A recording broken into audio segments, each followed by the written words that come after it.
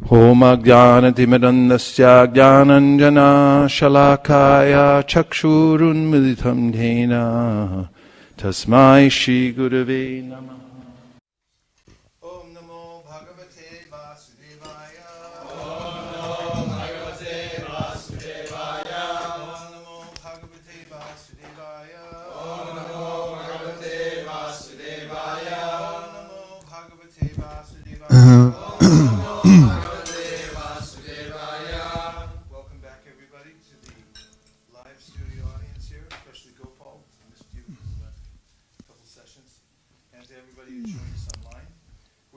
Up on the 6th canto, first chapter, the history of the life of a Jamil, and we're taking up His Holiness Kesava Bharati Maharaj reading his 5, starting in 43. Okay, here we go. Everybody ready for this? Yes. The candidates for punishment are those who are confirmed by these many witnesses to have deviated from the prescribed regulative duties. Everyone engaged in fruitive activities is suitable to be subjected to punishment according to his sinful acts. Text 44. O inhabitants of Vaikuntha, these are the Yamadutas speaking to the Vishnudutas. O inhabitants of Vaikuntha, you are sinless, but those within this material world are all karmis, whether acting piously or impiously. Both kinds of action are possible for them because they are contaminated by the three modes of nature and must act accordingly. One who is accepted in material body cannot be inactive, and sinful action is inevitable for one acting under the modes of material nature. Therefore, all the living entities within this material world are punishable. Purport. The difference between human beings and non-human beings is that a human is supposed to act according to the direction of the Vedas. Unfortunately, men manufacture their own ways of acting without reference to the Vedas. Therefore, all of them commit sinful actions and are punishable. Text 45. In proportion to the extent of one's religious or irreligious actions in this life, one must enjoy or suffer the corresponding reactions of his karma in the next. Purport. As stated in Bhagavad Gita, Urdvam gachanti satpasta marjita shtanti rajasa jaghanya gunavritista Chanti tamasaha. Those who act in the mode of goodness are promoted to higher planetary systems to become demigods. Those who act in an ordinary way and do not commit excessively sinful acts remain within this middle planetary system. And those who perform abominable sinful actions must go down to hellish life.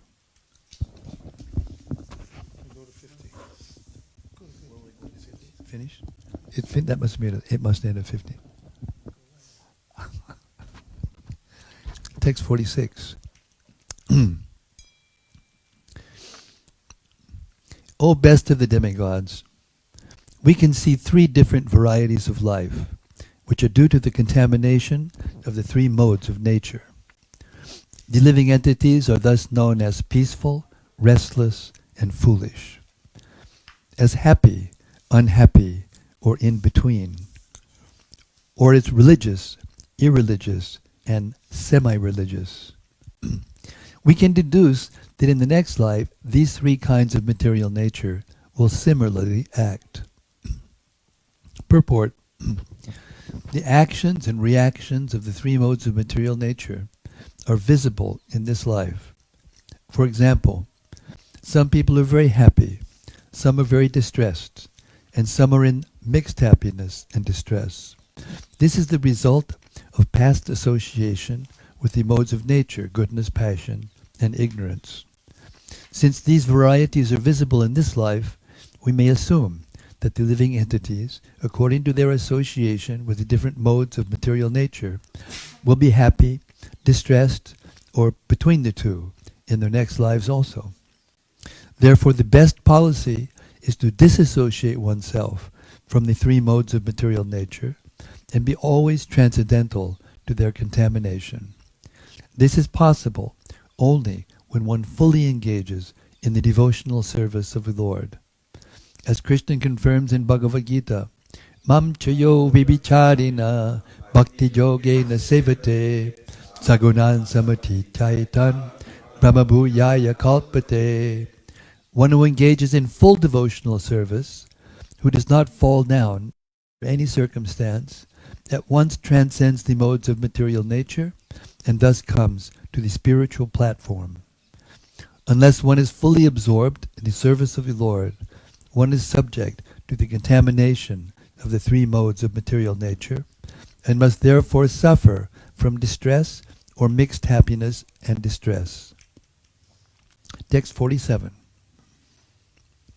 Just as springtime in the present indicates the nature of springtimes in the past and future, so this life of happiness, distress, or a mixture of both gives evidence concerning the religious and irreligious activities of one's past and future lives.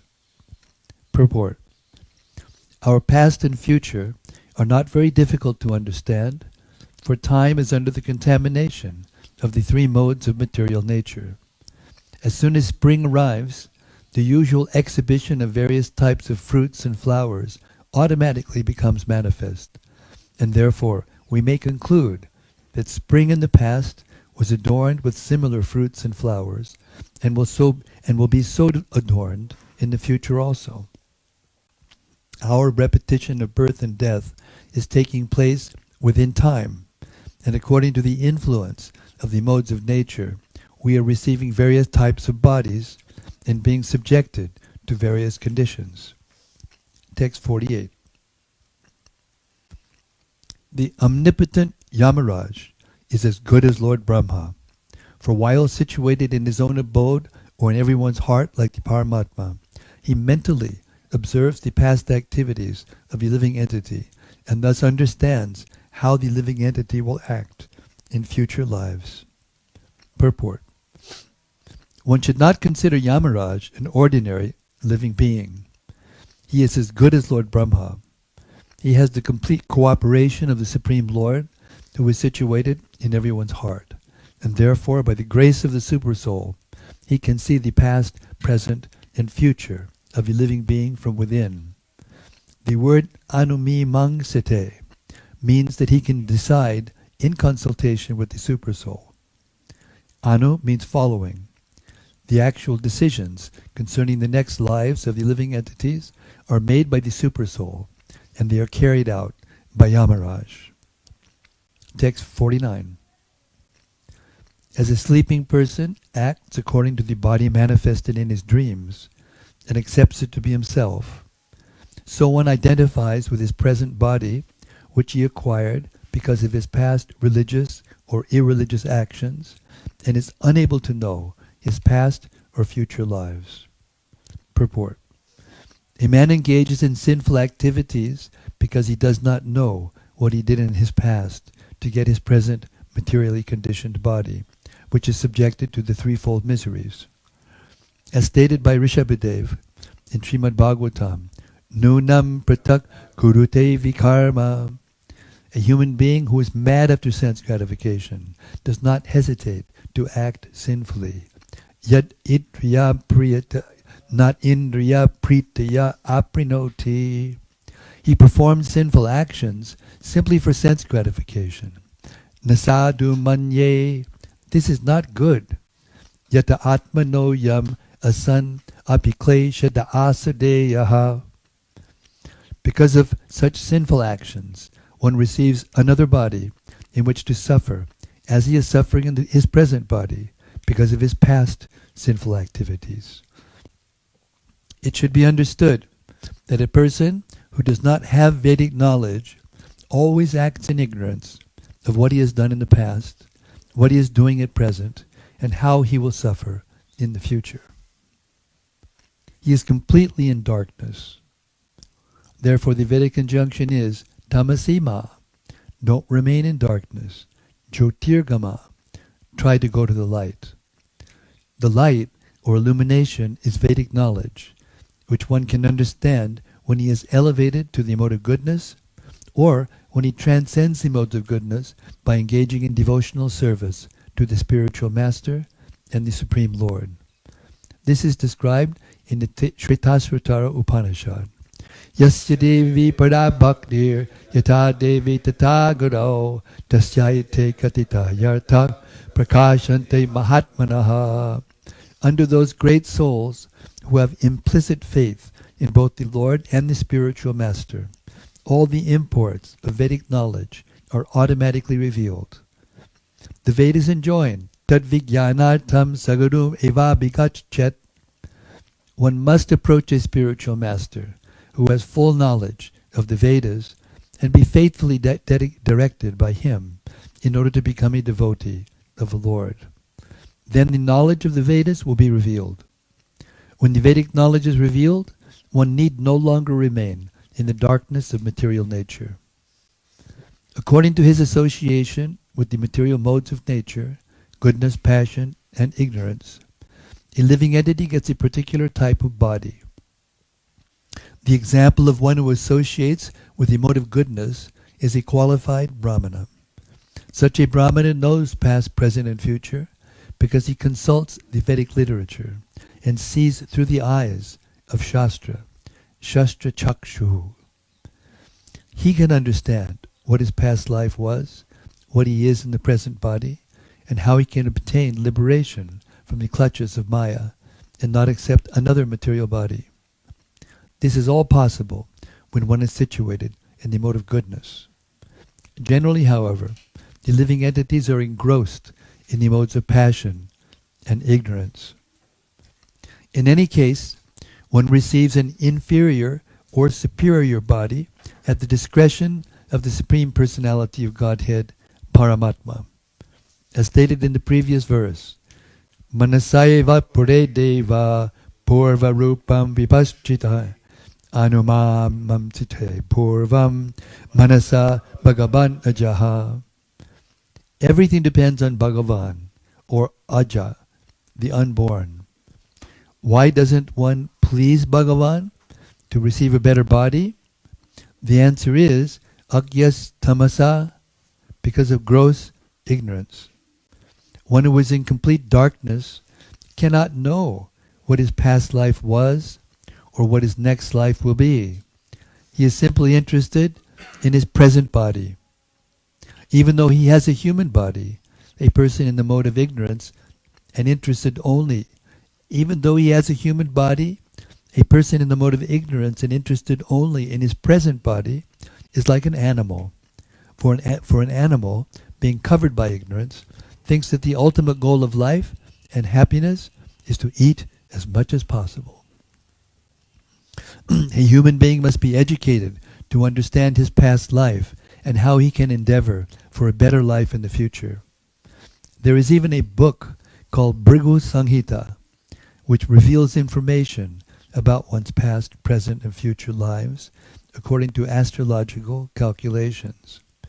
Somehow or other, one must be enlightened about his past, present, and future. One who is interested only in his present body and who tries to enjoy his senses to the fullest extent is understood to be engrossed in the mode of ignorance. His future is very, very dark. Indeed, the future is always dark for one who is grossly covered by ignorance. Especially in this age, human society is covered by the mode of ignorance, and therefore everyone thinks his present body to be everything, without consideration of the past or future. Text 50.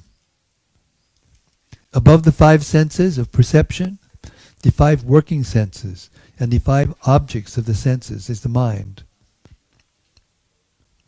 Let's read that again. Above the five senses of perception, the five working senses, and the five objects of the senses is the mind, which is the 16th element. Above the mind is the 17th element, the soul, the living being himself, who, in cooperation with the other 16, enjoys the material world alone. The living being enjoys three kinds of situations, namely happy, distressful, and mixed. Purport. Everyone engages in work with his hands, legs, and other senses just to achieve a certain goal according to his concocted ideas. One tries to enjoy the five sense objects, namely form, sound, taste, aroma, and touch, not knowing the actual goal of life, which is to satisfy the Supreme Lord. Because of disobeying the Supreme Lord, one is put into material conditions, and then he tries to improve his situation in a concocted way, not desiring to follow the instructions of the Supreme Personality of Godhead. Nevertheless, the Supreme Lord is so kind that he comes himself to instruct the bewildered living entity how to act obediently, and then gradually return home back to Godhead, where he can attain an eternal peaceful life of bliss and knowledge. The living being has a body, which is a very complicated combination of the material elements, and with this body he struggles alone, as indicated in this verse by the words ekas tu. For example, if one is struggling in the ocean, he must swim through it alone. Although many other men and aquatics are swimming in the ocean, he must take care of himself because no one else will help him. Therefore, this verse indicates that the 17th item, the soul, must work alone. Although he tries to create society, friendship, and love,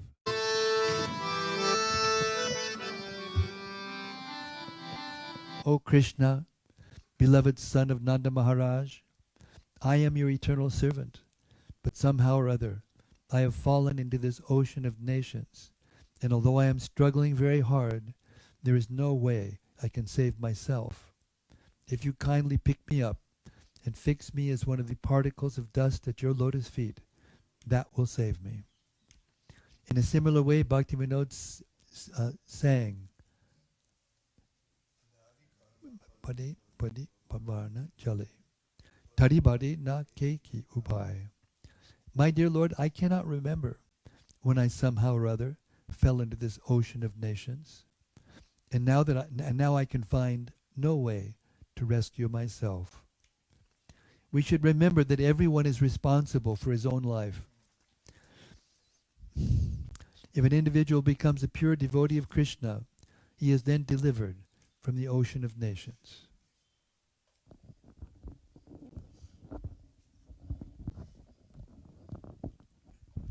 "51. The subtle body is endowed with 16 parts, the 5 knowledge-acquiring senses, the 5 working senses, the 5 objects of sense gratification, and the mind. This subtle body is an effect of the 3 modes of material nature. It is composed of insurmountably strong desires, and therefore it causes the living entity to transmigrate from one body to another in human life, animal life, and life as a demigod. When the living entity gets the body of a demigod, he is certainly very jubilant. When he gets a human body, he is always in lamentation. And when he gets the body of an animal, he is always afraid. In all conditions, however, he is actually miserable. His miserable condition is called samsriti, or transmigration in material life. Did that make you feel better? Purport. The sum and substance of material conditional life is explained in this verse.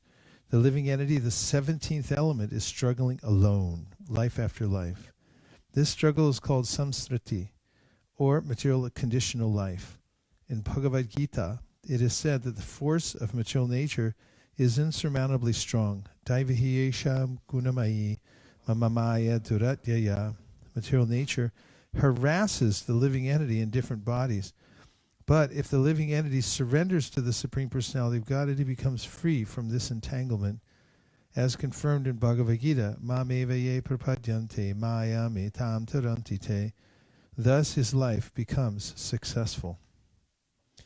52. The foolish embodied living entity inept at controlling his senses and mind is forced to act according to the influence of the modes of material nature against his desires. He is like a silkworm that uses its own saliva to create a cocoon and then becomes trapped in it with no possibility of getting out. The living entity traps himself in a network of his own fruitive activities and then can find no way to release himself. Thus he is always bewildered and he repeatedly dies. Purport: as already explained, the influence of the modes of nature is very strong. The living entity entangled in different types of fruitive activity is like a silkworm trapped in a cocoon. Getting free is very difficult unless he is helped by the Supreme Personality of Godhead. 53. Not a single living entity can remain unengaged, even for a moment. Nahi kashit sharamapi jatutishyatu karmakrit karyate hivasha karma gunai swabhavikar balat. One must act by his natural tendency according to the three modes of material nature, because this natural tendency forcibly makes him work in a particular way. Purport: the swabhavika, or one's natural tendency, is the most important factor in action. One's natural tendency is to serve because a living entity is an eternal servant of God. The living entity wants to serve, but because of his forgetfulness of his relationship with the Supreme Lord, he serves under the modes of material nature and manufactures various modes of service, such as socialism, humanitarianism, and altruism. However, one should be enlightened in the tenets of Bhagavad Gita and accept the instruction of the Supreme Personality of Godhead that one give up all natural tendencies for material service under different names and take to the service of the Lord. One's original natural tendency is to act in Krishna consciousness because one's real nature is spiritual. The duty of a human being is to understand that since he is essentially spirit, he must abide by the spiritual tendency and not be carried away by material tendencies. Srila Bhaktivinoda Thakur has therefore sung, Miche Mayara Boshe, Jacho Beshe, Kacho Habu Dububai. My dear brothers, you are being carried away by the waves of material energy and are suffering in many miserable conditions. Sometimes you are drowning in the waves of material nature, and sometimes you are tossed like a swimmer struggling in the ocean. As confirmed by Bhaktivinoda Thakur, this tendency to be battered by the waves of Maya can be changed to one's original natural tendency, which is spiritual, when the living entity comes to understand that he is eternally Krishna Das, a servant of God, Krishna.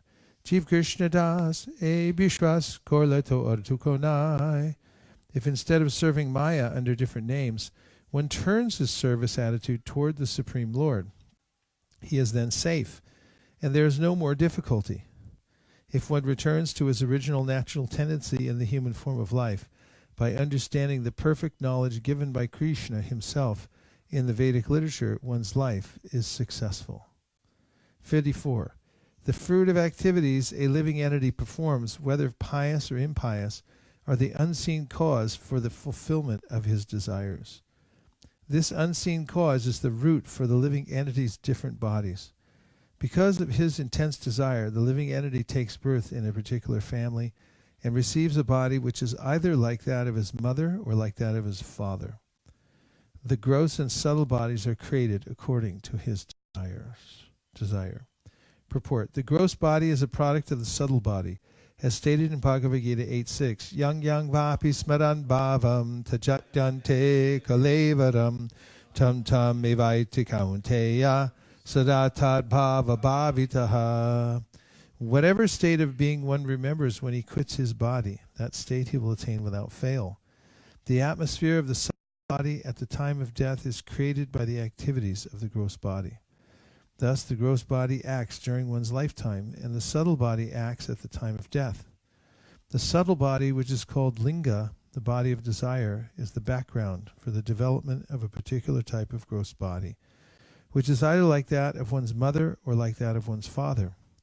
According to the Rig Veda, if at the time of sex the secretions of the mother are more profuse than those of the father, the child will receive a female body, and if the secretions of the father are more profuse than those of the mother, the child will receive a male body. These are the subtle laws of nature which act according to the desire of the living entity. If a human being is taught to change his subtle body by developing a consciousness of Krishna, at the time of death, the subtle body will create a gross body in which he will be a devotee of Krishna, or if he is still more perfect, he will not take another material body, but will immediately get a spiritual body and thus return home back to Godhead. This is the process of transmigration of the soul. Therefore, instead of trying to unite human society through pacts for sense gratification that can never be achieved, it is clearly desirable to teach people how to become Krishna conscious and return home back to Godhead. This is true now and, indeed, at any time. 55. Since the living entity is associated with material nature, he is in an awkward position. But if in the human form of life he is taught how to associate with the Supreme Personality of Godhead or his devotee, this position can be overcome. Purport. The word Prakriti means material nature, and Purusha may also refer to the Supreme Personality of Godhead. If one wants to continue his association with Prakriti, the female energy of Krishna, and be separated from Krishna by the illusion that he is able to enjoy Prakriti, he must continue in his conditional life. If he changes his consciousness, however, and associates with the Supreme Original Person, Purusham Shashvatam, or with his associates, he can get out of the entanglement of material nature. As confirmed in Bhagavad Gita, Janma karma chame divyam evam yo veti tatvataha, one must simply understand the Supreme Person Krishna in terms of his form, name, activities, and pastimes. This will keep one always in the association of Krishna. Tyakkva punar janma naiti mameti sorjuna. Thus, after giving up his gross material body, one accepts not another gross body, but a spiritual body in which to return home back to Godhead. Thus one ends the tribulation caused by his association with the material energy. In summary, the living entity is an eternal servant of God, but he comes to the material world and is bound by material conditions because of his desire to lord it over matter. Liberation means giving up this false consciousness and reviving one's original service to the Lord. This return to one's original life is called mukti, as confirmed in Srimad Bhagavatam, Mukti hitvayata rupam swarupena vyavastitihi.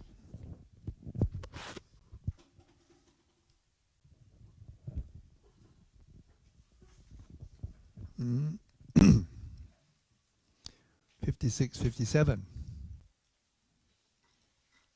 In the beginning, this Brahmana, named Najamil, studied all the Vedic literatures. He was a reservoir of good character, good conduct, and good qualities. Firmly established in executing all the Vedic injunctions, he was very mild and gentle, and he kept his mind and senses under control. Furthermore, he was always truthful, and he knew how to chant the Vedic mantras, and he was also very pure. Ajamil was very respectful to his spiritual master, the fire god, guests, and the elderly members of his household.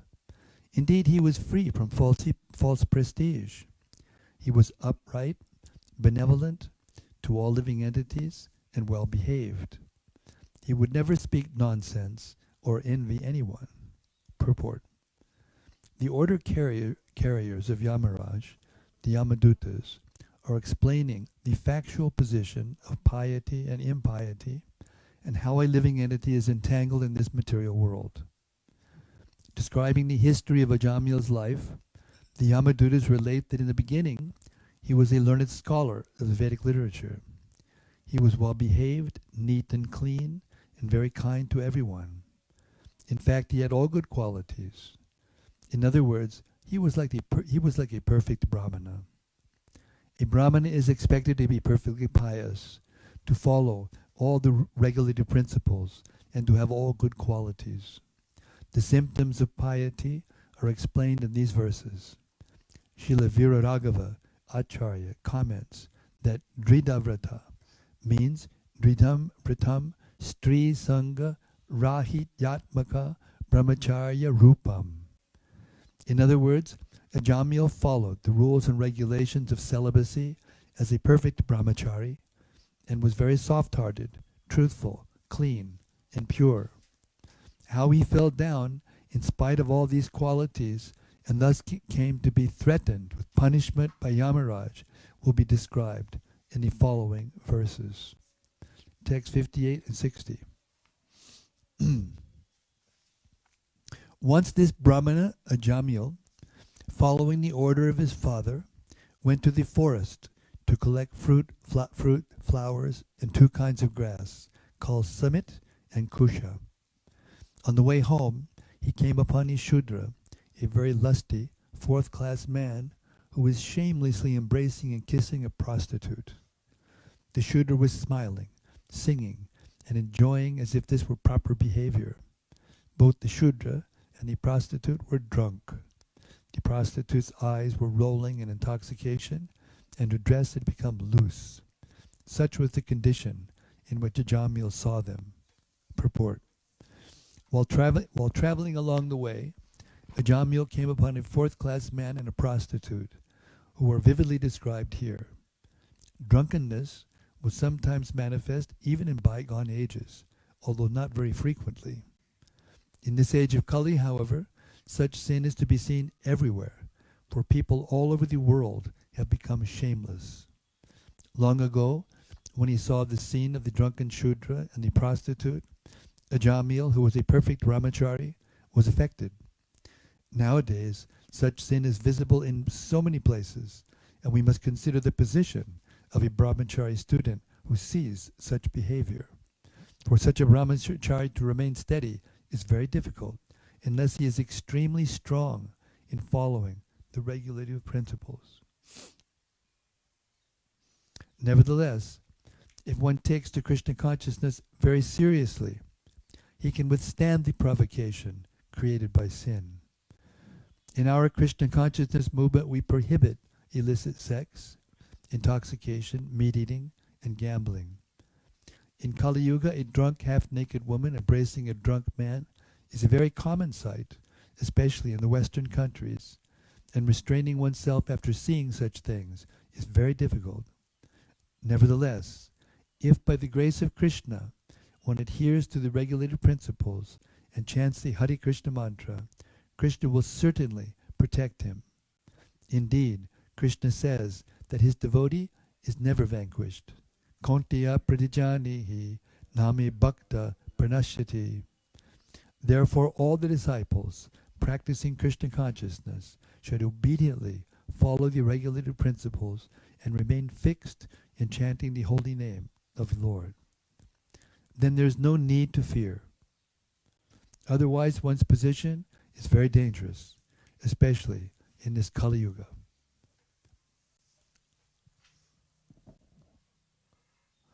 (61) The Shudra, his arm decorated with turmeric powder, was embracing the prostitute. When Ajamil saw her, the dormant lusty desires in his heart awakened, and in illusion he fell under their control. Purport. It is said that when one's body is smeared with turmeric, it attracts the lusty desires of the opposite sex.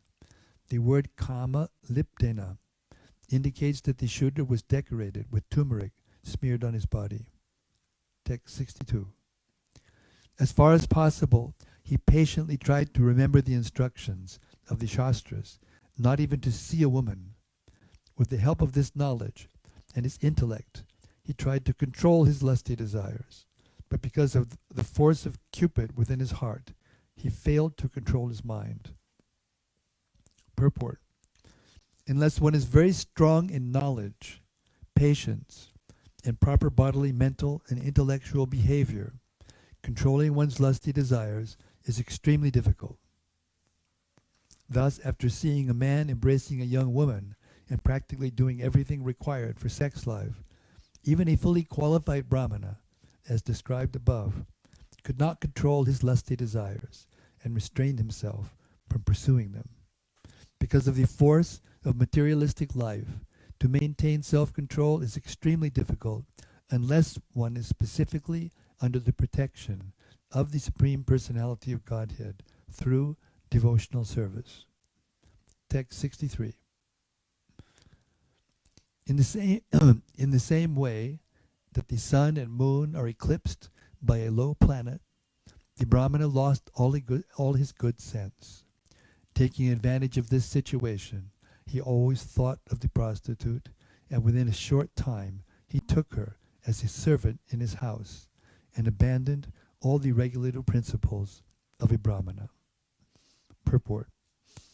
By speaking this verse, Shukadeva Goswami wants to impress upon the mind of the reader that Ajamil's exalted position as a Brahmana was vanquished by his association with the prostitute, so much so that he forgot all his Brahminical activities.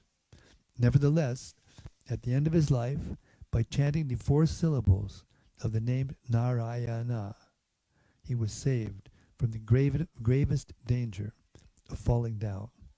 Swalpamapyasya dharmasya trayate mahato bayan. Even a little devotional service can save one from the greatest danger. Devotional service, which begins with chanting of the holy name of the Lord, is so powerful that even if one falls down from the exalted position of a Brahmana through sexual indulgence, he can be saved from all calamities if he somehow or other chants the holy name of the Lord. This is the extraordinary power of the Lord's holy name. Therefore, in Bhagavad Gita, it is advised that one not forget the chanting of the holy name, even for a moment. Satatam kirtiyanto mam yatantascha dvidavartaha.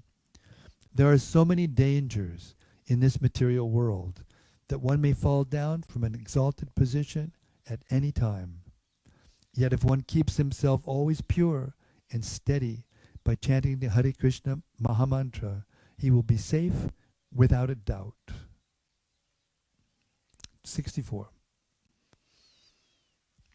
Thus Ajamil began spending whatever money he had inherited from his father to satisfy the prostitute with various material presentations so that she would remain pleased with him. He gave up all his Brahminical activities to satisfy the prostitutes. Purport. There are many instances throughout the world in which even a purified person, being attracted by a prostitute, spends all the money he has inherited. Prostitute hunting is so abominable that the desire for sex with a prostitute can ruin one's character, destroy one's exalted position, and plunder all one's money. Therefore, illicit sex is strictly prohibited. One should be satisfied with his married wife, for even a slight deviation will create havoc. A Krishna-conscious grihastha should always remember this. He should always be satisfied with one wife and be peaceful simply by chanting the Hare Krishna mantra. Otherwise, at any moment he may fall down from his good position, as exemplified in the case of Ajamil. Text 65. Because his intelligence was pierced by the lustful glance of a prostitute, the victimized Brahmana Ajamil engaged in sinful acts in her association. He even gave up the company of his very beautiful young wife, who came from a very respectable Brahmana family. Purport. Customarily, everyone is eligible to inherit his father's property, and Ajamil also inherited the money of his father. But what did he do with the money?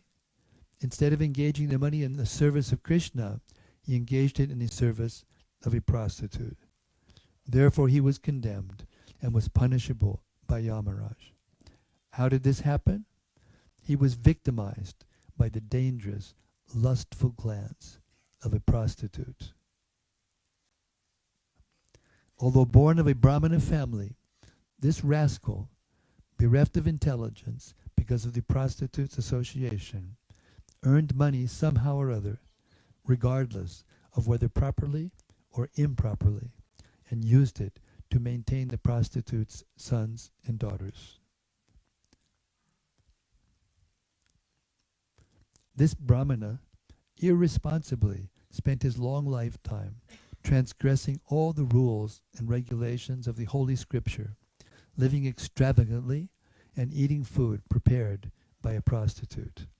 Thus he is full of sins. He is unclean and is addicted to forbidden activities. Purport. Food prepared by an unclean, sinful man or woman, especially a prostitute, is extremely infectious. Ajamil ate such food, and therefore he was subject to be punished by Yamaraj. Text 68. This man, Ajamil, did not undergo atonement. Therefore, because of his sinful life, we must take him into the presence of Yamaraj for punishment. There, according to the extent of his sinful acts, he will be punished, and thus purified. Purport. The Vishnudutas had forbidden the Yamadutas to take Ajamil to Yamaraj, and therefore the Yamadutas explained that taking such a man to Yamaraj was appropriate. Since Ajamil had not undergone atonement for his sinful acts, he was to be taken to Yamaraj to be purified. When a man commits murder, he becomes sinful, and therefore he must be killed. Otherwise, after death, he must suffer many sinful reactions. Similarly, punishment by Yamaraj is a process of purification for the most abominable, sinful persons. Therefore, the Yamadutas requested the Vishnudutas not to obstruct their taking Ajamil to Yamaraj. Thus end the Bhaktivedanta purports of the 6th canto, 1st chapter of Srimad Bhagavatam, entitled The History of the Life of Ajamil.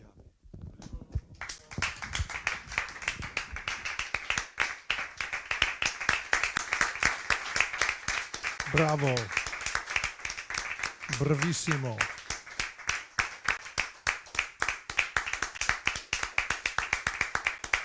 Sadhu, sadhu.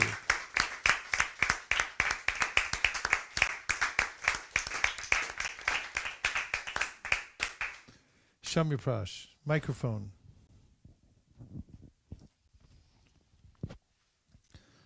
Hare Krishna, Hare Krishna,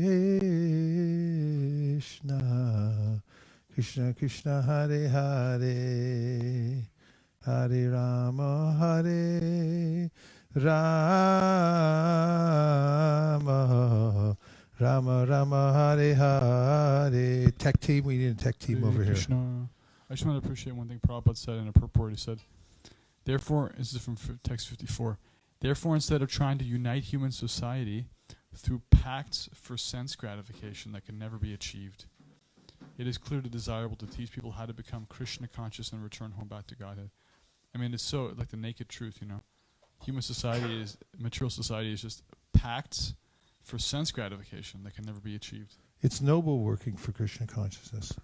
All other kinds of endeavors are patchwork at best and really a waste of time. I really like the definitions of the modes of nature in the categories of peaceful, restless, and foolish. That makes it sutra-esque and very clear to understand what the results are. What other things? I wanted to ask a question. Hold a little closer. I wanted to ask a question. It's in connection to what we read in the 5th canto, that a sinful man and woman who engage in illicit sex, and they go to this hell where they embrace the hot iron form of the woman or the man. When we read it, it almost seemed as if the man and the woman were on the same level of responsibility and subject to the same level of punishment. So when we were reading this, it was reminding me of that, and it also reminds me of something in the 3rd canto where it's mentioned that women are, in so many words it says, Shami Praska maybe help me out, because we went over it recently in Bhagavatam class in Denver, that women, they don't, they're not as responsible they have some sort of degree of less responsibility, and I'm just wondering how that is that the case, or they get the same exact responsibility and the same kind of punishment for their activities, like this prostitute here is she also going to be, because the prostitutes are also there in Krishna Lila, it's like a Vedic thing also, prostitutes are also there, so they're also subject to that same hell that we read Anyway, about. you're mixing that makes it a little too convoluted, that second part. In any case, some living entities are more vulnerable than others, and they require more protection. We'd have to see what the Manusmriti says about the situation, but generally the case is when those are living entities are more helpless than others, and they're not considered, for instance, animals are not considered as responsible as others because they're in a more helpless condition. So it stands to reason in the same way that those who are considered helpless and need protection and so forth are taken in the same light. There's a verse in the Manusmriti that says, old men, infirm people, and old women, and women in general, and children, they're not considered punishable. But if I remember, you help me now if my memory is a little vague here, but I'm pretty sure that in that section it described men embracing red hot women and women embracing red hot men, and it did say that men and women who engage in those kind of activities, they go there and they take this punishment. You know, so it's like Vaisesika Prabhu said, your question mixed in a lot of things, because it isn't just one thing, whether the person's a man or a woman. You know, there's a lot of things that determine the strength of the seriousness of the sin. You know, and therefore it has to be judged on an individual case. I'm almost sure of that. Anything else? I like this. Unless one is very strong in knowledge, patience, and proper bodily, mental, and intellectual behavior, controlling one's lusty desires is extremely difficult. I like the patience there that, these things will come, and one patiently can tolerate or resist that temptation. Just like that definition of patience. Thank you. Patience there. It's kind of related to what you said about the three qualities of virtue. And there was one statement in what we just read whereby a person's sinful or not so sinful.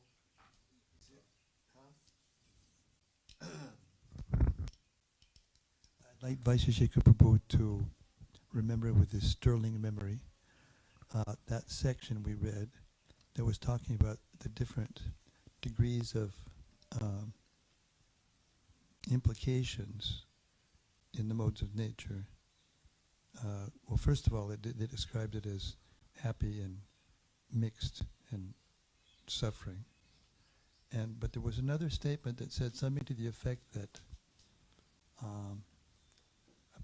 the degrees of sin is also determined by those three categories. Can you remember? I can't remember it exactly. Maybe you can look it up. One thing that I may be referring to was the section where Prabhupada quotes Urdhvan Gachanti Sattvasta. Those who are in the mode of goodness go up, those in the mode of passion, the middle world, those in the mode of ignorance down. And he said, so those who are very pious, they go to heaven, the planets. Those who don't perform overly sinful activities remain in the middle sphere, and those who perform abominable sinful acts go down. And then when you study astrology, you'll see the study of astrology, and it's been mentioned a couple of times in the verses that in purports we've been reading. Bhrigu Samhita was mentioned. That is a treatise by Bhrigu Muni that if you read it properly, you can find out what you were in your past life, what you're going to be in your future life, according to when and where you were born, precisely. So the study of astrology explains to us what the details are of the effects of the modes of nature upon us, depending on where the planets are, in which signs, and which houses. And a lot of things have to be taken into consideration when it comes to it's a divinatory science. It gives you, that's why it's called Jyotish Shastra. Jyotish means light. It gives you light to be able to see what's going to happen, what has happened. So if you don't have that level of knowledge, and Prabhupada told us that there's very few bona fide astrologers and see, how to adjust all those different variables, and there's myriad of them. Then, and you say something to a person, it's an offense, serious offense, and you can ruin a person's life, because so many people, everyone wants to know where they've been, what they've done, what they're doing, and what's going to happen to them. So it's very, very serious. But the point I am making, which is I think relevant to our discussion, is that it's such a extremely complicated permutations and combinations of forces upon each one of us at every moment, that to try to make a rule, even in Shastric, rules, is very difficult. You have to deal with each person individually. But Yamaraj gets the last word, no matter what the astrologers say. He can overrule everybody. I like very much the Vishnu Dutas. Very impressive. First of all, it was said that they can easily appear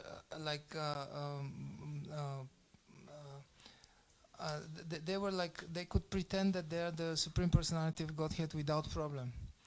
They, in any sense, nobody can discriminate. They can detect that they are not, but they're never doing it. So this is impressive. And then, of course, their appearance. And then they didn't show any documents. Like nowadays, all kinds of unqualified people, they just show some document, I'm such and such, so I can arrest you, or I can.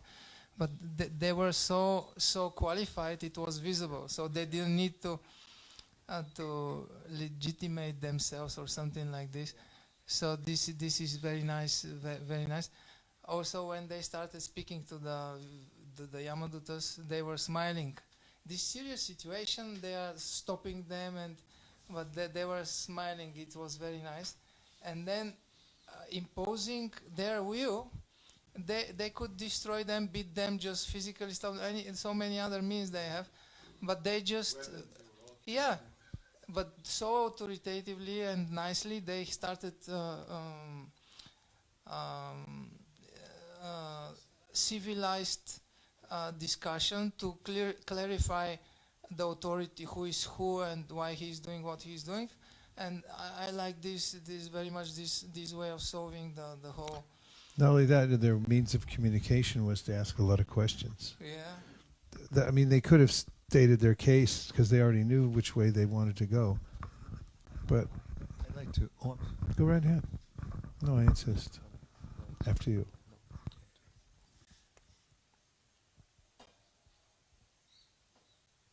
To stand off. Go ahead. No, I was going to make your point about how Yamaraj actually has the last say. The reason is, and it's stated in the verses, that he's as good as Brahma. I mean, he can see the past, present, and future. He didn't need astrology. I used that in the ordinary sense for people, on this plane. But Hold as it you're close saying, to your mouth.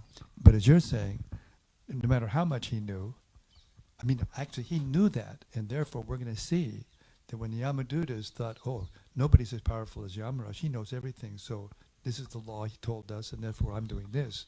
But when they come to Yamaraj, he's going to give them the real deal.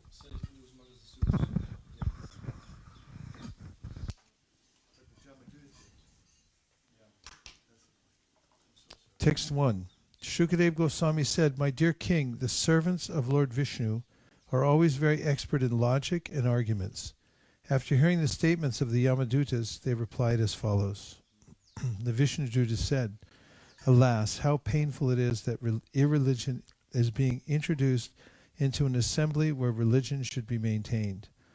Indeed, those in charge of maintaining the religious principles are needlessly punishing a sinless, unpunishable person.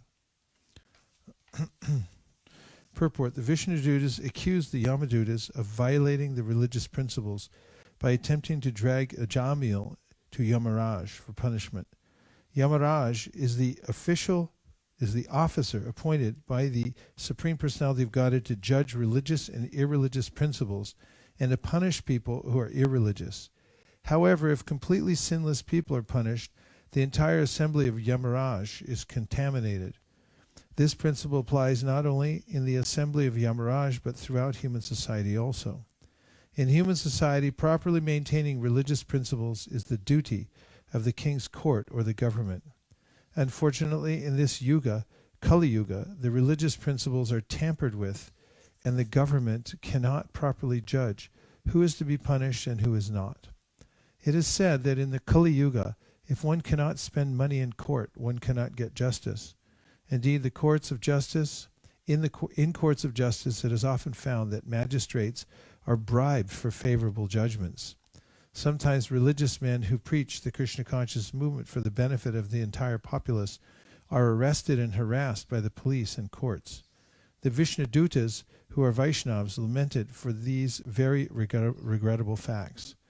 Because of their spiritual compassion for all the fallen souls, Vaishnavas go out to preach according to the standard method of all religious principles, but unfortunately, because of the influence of Kali Yuga, Vaishnavas who have dedicated their lives to preaching the glories of the Lord are sometimes harassed and punished by courts on false charges of disturbing the peace. 3. A king or governmental official should be so well qualified that he acts as a father, maintainer, and protector of the citizens because of affection and love. He should give the citizens good advice and instructions according to the standard scriptures and should be equal to everyone. Yamaraj does this, for he is the supreme master of justice, and so do those who follow in his footsteps. However, if such persons become polluted and exhibit partiality by punishing an innocent, blameless person, where will the citizens go to take shelter for their maintenance and security? Purport: the king, or in modern times the government, should act as guardian of the citizens by teaching them the proper goal of life. The human form of life is especially meant for realization of one's self and one's relationship with the Supreme Personality of Godhead, because this cannot be realized in animal life. The duty of the government, therefore, is to take charge of training all the citizens in such a way that by a gradual process they will be elevated to the spiritual platform and will realize the self and his relationship with God. This principle was followed by kings like Maharaj Yudhishthira, Maharaj Parikshit, Lord Ramachandra, Maharaj Ambrish, and Prahlad Maharaj. The leaders of the government must be very honest and religious, because otherwise all the affairs of the state will suffer. Unfortunately, in the name of democracy, rogues and thieves are electing other rogues and thieves to the most important posts in the government. Recently, this has been proven in America, where the president had to be condemned and dragged down from his post by the citizens. This is only one case, but there are many others. Because of the importance of the Krishna consciousness movement, people should be Krishna conscious and should not vote for anyone who is not Krishna conscious. Then there will be actual peace and prosperity in the state. When a Vaishnava sees mismanagement in the government, he feels great compassion in his heart and tries his best to purify the situation by spreading the Hare Krishna movement, by spreading the Hare Krishna movement, by spreading the Hare Krishna movement. Text 4. The mass of people follow the example of a leader in society and imitate his behavior. They accept as evidence whatever the leader accepts. Purport: although Ajamil was not punishable, the Yamadutas were insisting on taking him away to Yamaraj for punishment. This was adharma, contrary to religious principles. The Vishnudutas feared that if such irreligious acts were allowed, the management of human society would be spoiled. In modern times, the Krishna consciousness movement is trying to introduce the right principles of management for human society, but unfortunately the governments of Kali Yuga do not properly support the Hare Krishna movement because they do not appreciate its valuable service. The Hare Krishna movement is the right movement for ameliorating the fallen condition of human society, and therefore governments and public leaders in every part of the world should support this movement to completely rectify humanity's sinful condition. Daily double. 5 and 6. People in general are not very advanced in knowledge by which to discriminate between religion and irreligion. The innocent, unenlightened citizen is like an ignorant animal sleeping in peace with its head on the lap of its master, faithfully believing in the master's protection. If a leader is actually kind-hearted and deserves to be the object of a living entity's faith, how can he punish or kill a foolish person who is fully surrendered in good faith and friendship? Purport. The Sanskrit word vishvasta ghata refers to one who breaks faith or causes a breach of trust. The mass of people should always feel security because of the government's protection. Therefore, how regrettable it is for the government itself to cause a breach of trust and put the citizens in difficulty for political reasons. We actually saw during the partition days in India that all the Hindus and Muslims were living together peacefully. Manipulation by politicians suddenly aroused feelings of hatred between them. And thus when the Hindus and Muslims killed one another, over politics. In this age, animals are kept nicely sheltered, completely confident that their masters will protect them. But unfortunately, as soon as the animals are fat, they are immediately sent for slaughter. Such cruelty is condemned by Vaishnavas like the Vishnudutas. Indeed, the hellish conditions already described await the sinful men responsible for such suffering. One who betrays the confidence of a living entity, who takes shelter of him in good faith, whether that living entity be a human being or an animal, is extremely sinful. Because such betrayals now go unpunished by the government, all of human society is terribly contaminated. The people of this age are therefore described as manda sumanda matayo manda bhagya hupadrita. As a consequence of such sinfulness, men are condemned, manda. Their intelligence is unclear, sumanda mataya. They are unfortunate, manda bhagya, and therefore they are always disturbed by many problems, upadrutaha. This is their situation in this life, and after death they are punished in hellish conditions.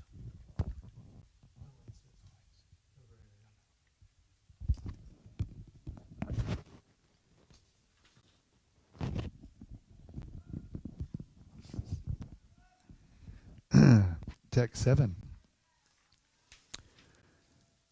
Ajamil has already atoned for all his sinful actions.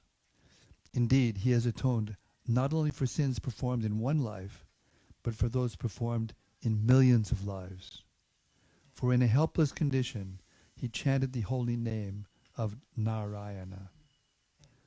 Even though he did not chant purely, he chanted without offense, and therefore he is now pure and eligible for liberation. Purport. The Yamadutas had considered only the external situation of Ajamil. Since he was extremely sinful throughout his life, they thought he should be taken to Yamaraj and did not know that he had become free from the reactions of all his sins. The Vishnudutas therefore instructed that because he had chanted the 4 syllables of the name Narayana at the time of his death, he was freed from all sinful reactions. In this regard, Srila Vishwanath Chakravarti Thakur quotes the following verses from the Smriti Shastra. Namno hi yavati shakti papanir harane harahe yavat kartum nishoknati patakam pataki nadaha. Simply by chanting one holy name of Hari, a sinful man can counteract the reactions to more sins than he is able to commit. Avishenapiyannami kirtite sarvapatakahi pumami muchite sadya singatrashtra migariha. If one chants the holy name of the Lord, even in a helpless condition, or without desiring to do so, all the reactions of his sinful life depart.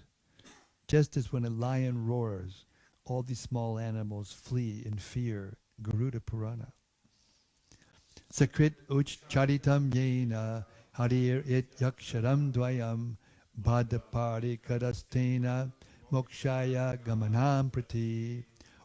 By once chanting the holy name of the Lord, which consists of the two words Hari, two syllables, By once chanting the holy name of the Lord, which consists of two syllables, Hari, one guarantees his path to liberation. Skanda Purana. These are some of the reasons why the Vishnudutas objected to the Yamadutas taking Ajamil to the court. Text 8. The Vishnudutas continued. Even previously, while eating and at other times, this Ajamil would call his son, saying, "My dear Narayana, please come here." Although calling the name of his son, he nevertheless uttered the four syllables, Narayana. Simply by chanting the name of Narayana in this way, he sufficiently atoned for the sinful reactions of millions of lives. Purport. Previously, when engaged in sinful activities to maintain his family, Ajamil chanted the name of Narayana without offenses.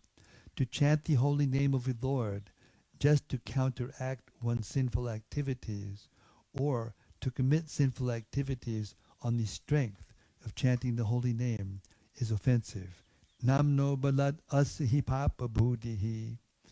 But although Ajamil engaged in sinful activities, he never chanted the holy name of Narayana to counteract them. He simply chanted the name Narayana to call his son. Therefore his chanting was effective. Because of chanting the holy name of Narayana in this way, he had already vanquished the accumulated sinful reactions of many, many lives. In the beginning he was pure, but although he later committed many sinful acts, he was offenseless because he did not chant the holy name of Narayana to counteract them. One who always chants the holy name of the Lord without offenses is always pure. As confirmed in this way, Ajamil was already sinless, and because he chanted the name of Narayana, he remained sinless. It did not matter that he was calling his son. The name itself was effective. Text 9 to 10. The chanting of the holy name of Lord Vishnu is the best process for atonement for a thief of gold or other valuables, for a drunkard, for one who betrays a friend or relative, for one who kills a brahmana, or for one who indulges in sex with the wife of his guru or another superior. It is also the best method for atonement for one who murders women, the king or his father, for one who slaughters cows, and for all other sinful men.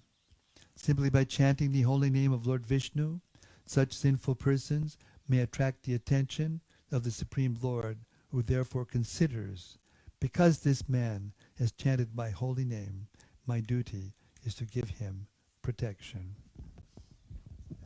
Just an interesting logistical fact. That is that Prabhupada doesn't. But Vishwanath Chakravarti Thakur gives extensive commentary on it. And then, I know I'm getting there. And then Prabhupada puts in the last section of this chapter most of he summarizes what's in this 9th and 10th verse commentary by Vishwanath Chakravarti Thakur. It's fascinating commentary and really important. Yep, there it is. Supplementary note to this chapter. Several pages.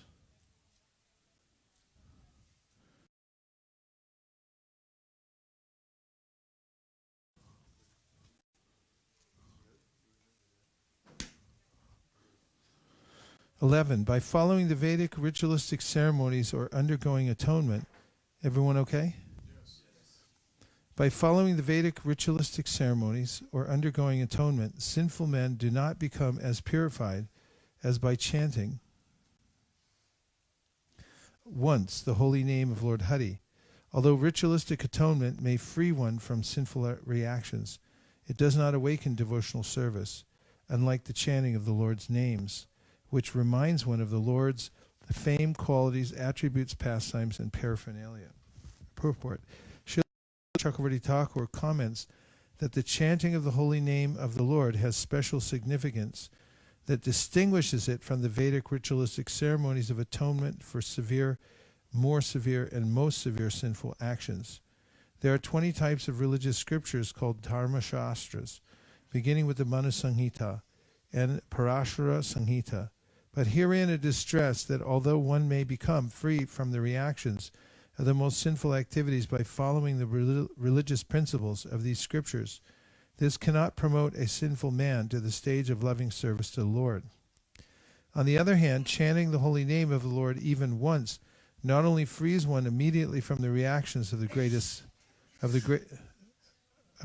sins, but also raises one to the platform of rendering loving service to the Supreme Personality of Godhead, who is described as Uttama Shloka because he is famous for his glorious activities. Thus one serves the Lord by remembering his form, his attributes, and his pastimes. Srila Vishwanath Chakravarti Thakur explains that this is all possible simply by chanting the Lord's holy name because of the Lord's omnipotence.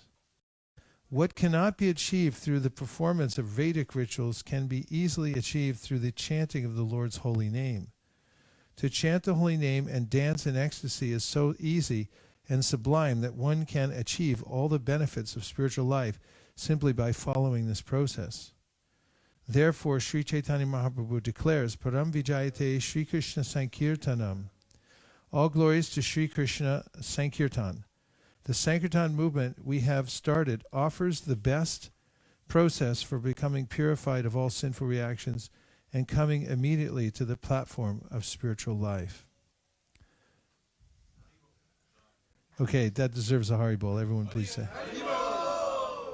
12. The ritualistic ceremonies of atonement recommended in the religious scriptures are insufficient to cleanse the heart absolutely, because after atonement one's mind again runs towards material activities. Consequently, for one who wants liberation from the fruit of reactions of material activities, the chanting of the Hare Krishna mantra, or glorification of the name, fame, and pastimes of the Lord, is recommended as the perfect process of atonement, because such chanting eradicates the dirt from one's heart completely. Purport. The statements in this verse have been confirmed previously in Srimad Bhagavatam 1.2.17. Shrimvatam swakata Krishna punya shravana kirtana ridnantaksto hibadrani fitunoti suhritsatam. Sri Krishna, the personality of Godhead, who is the Paramatma, super soul in everyone's heart, and the benefactor of the truthful devotee, cleanses desire for material enjoyment from the heart of the devotee who relishes his messages, which are in themselves virtuous when properly heard and chanted. It is the special mercy of the Supreme Lord that as soon as he knows that one is glorifying his name, fame, and attributes, he personally helps cleanse the dirt from one's heart. Therefore, simply by such glorification, one not only becomes purified, but also achieves the results of pious activities, punya shravana kirtana. Punya shravana kirtana refers to the process of devotional service. Even if one does not understand the meaning of the Lord's name, pastimes, or attributes, one is purified simply by hearing or chanting of them. Such purification is called sattva bhavana. One's main purpose in life should be to purify his existence and achieve liberation. As long as one has a material body, one is understood to be impure. In such an impure material condition, one cannot enjoy a truly blissful life, although everyone seeks it. One's main purpose in human life should be to purify his existence and achieve liberation. As long as one has a material body, one is understood to be impure. In such an impure material condition, one cannot enjoy a truly blissful life, although everyone seeks it. Therefore, Srimad Bhagavatam 5.5.1 says, Tapodibyam putrake yena sattvam shudyet. One must perform, that sounds Russian, shudyet. One must perform tapasya, austerity, to purify his existence in order to come to the spiritual platform. The tapasya of chanting and glorifying the name, fame, and attributes of the Lord is a very easy purifying process by which everyone can be happy. Therefore, everyone who desires the ultimate cleansing of his heart must adopt this process. Other processes such as karma, jnana, and yoga cannot cleanse the heart absolutely. Shutyet. 13. At the time of death, this Ajamil helplessly and very loudly chanted the holy name of the Lord, Narayana, Narayana, Narayana. That chanting alone has already freed him from the reactions of all sinful life. Therefore, O servants of Yamaraj, do not try to take him to your master for punishment in hellish conditions. I like that. Don't try it. Don't even try it. Purport. The Vishnudutas, who are superior authorities, gave orders to the Yamadutas, who did not know that Ajamil was no longer subject to tribulation in hellish life for his past sins. Although he had chanted the holy name, Narayana, to indicate his son, the holy name is so transcendently powerful that he was automatically freed because he had chanted the holy name while dying. Ante Narayana Smritihi, as Krishna confirms in Bhagavad Gita 7.28. Isham tuntakatam papam jananam punyakarmanam te dvandva mohanir mukta bhajanti mam jadavrataha. Persons who have acted piously in previous lives and in this life, whose sinful actions are completely eradicated, and who are freed from the duality of delusion, engage themselves in my service with determination. Unless one is freed from all sinful reactions, one cannot be promoted to the platform of devotional service. Elsewhere in Bhagavad Gita 8.5 it is stated, Antakale chamameva smaran mukva kalevaram yapriyati samadbhavam yati nashyatra shamshayaha. If one remembers Krishna, Narayana, at the time of death, one is certainly eligible to return immediately home, back to Godhead. 14. One who chants the holy name of the Lord is immediately freed from the reactions of unlimited sins. Even if he chants indirectly to indicate something else, jokingly for musical entertainment, or even neglectfully. This is accepted by all learned scholars of the scriptures. In other words, Sanketyam parihasyam va stobam helanameva va vaikunta nama grahanam asheshaga haram vidu. 15.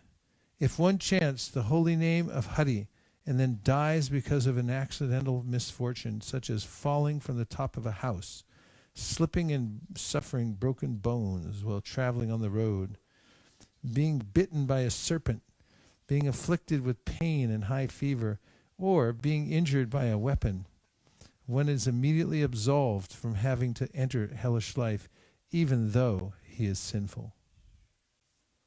Purport. As stated in Bhagavad Gita 8.6, Yang yang vapi smaran bhavam tajat yante kalevaram tam tam evaita kaunteya sadatad bhava bhavitaha. Whatever state of being one remembers when he quits his body, that state he will attain without fail. If one practices chanting the Hare Krishna mantra, he is naturally expected to chant Hare Krishna when he meets with some accident. Even without such practice, however, if one somehow or other chants the holy name of the Lord, Hare Krishna, when he meets with an accident and dies, he will be saved from hellish life after death. Oh, Jagannath.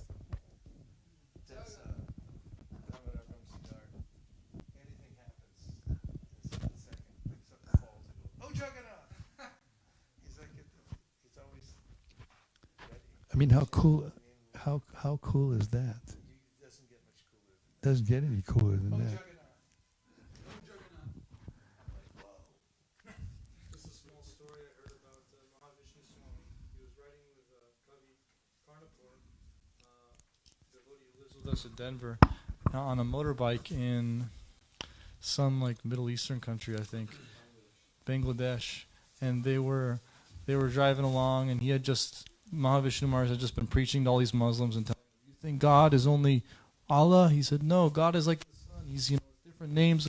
He was like preaching to this group of Muslims and having them out, and then they got on a motorbike and they were driving away, and then they hit this like dirt ramp by accident kind of thing, and the bike went flying into the air, and as it was flying, Maharaj said, "Go Ranga!" They were like, it was like the motorcycle's about to crash. "Go Ranga!" That was his response. So.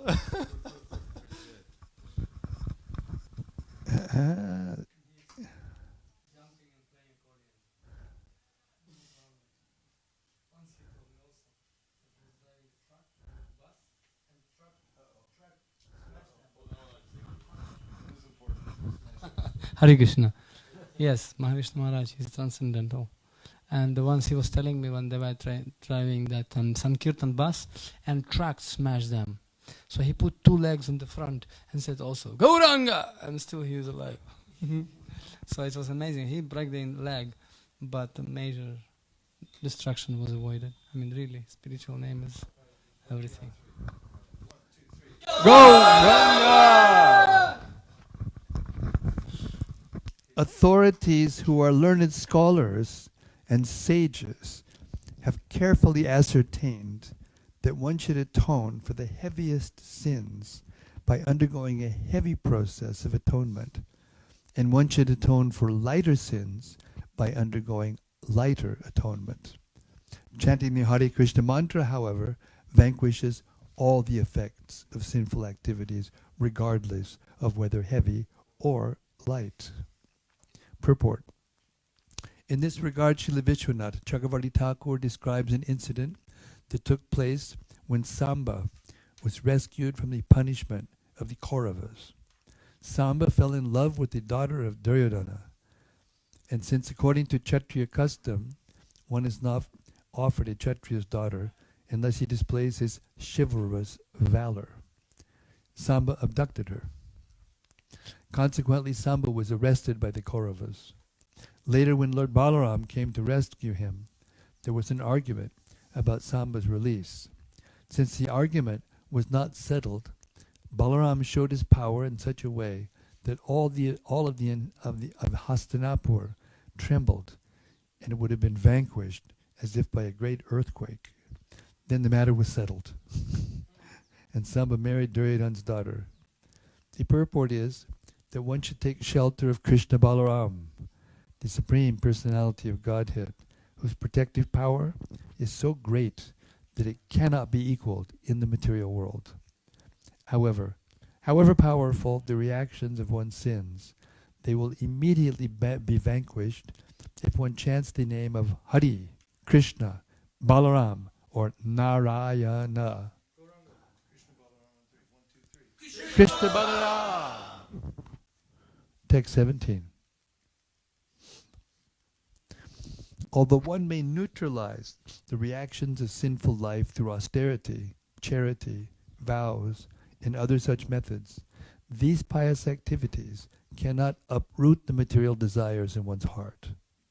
However, if one serves the lotus feet of the personality of Godhead, he is immediately freed from all such contaminations. Purport. As stated in Srimad Bhagavatam, Bhakti Panisha Nubhavo Viraktir Anyatra Cha. Devotional service is so powerful that one who performs devotional service is immediately freed from all sinful desires. All desires within this material world are sinful because material desire means sense gratification, which always involves action that is more or less sinful. Pure bhakti, however, is anyabhilashita shunya. In other words, it is free from material desires, which result from karma and jnana. One who is situated in devotional service no longer has material desires, and therefore he is beyond sinful life. Material desires should be completely stopped. Otherwise, although one's austerities, penances, and charity may free one from sin for the time being, one's desires will reappear because his heart is impure.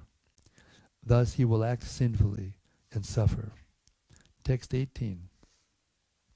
As a fire burns dry grass to ashes, so the holy name of the Lord, whether chanted knowingly or unknowingly, burns to ashes without fail all the reactions of one's sinful activities.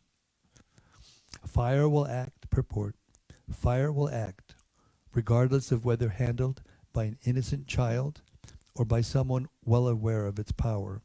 For example, if a field of straw or dry grass is set afire, either by an elderly man who knows the power of fire, or by a child who does not, the grass will be burned to ashes. Similarly, one may or may not know the power of chanting the Hare Krishna mantra, but if one chants the holy name, he will become free from all sinful reactions. Text 19. If a person unaware of the effective potency of a certain medicine takes that medicine, or is forced to take it, it will act even without his knowledge, because its potency does not depend on the patient's understanding. Similarly, even though one does not know the value of chanting the holy name of the Lord, if one chants knowingly or unknowingly, the chanting will be very effective. Purport. In the Western countries, where the Hare Krishna movement is spreading, learned scholars and other thoughtful men are realizing its effectiveness.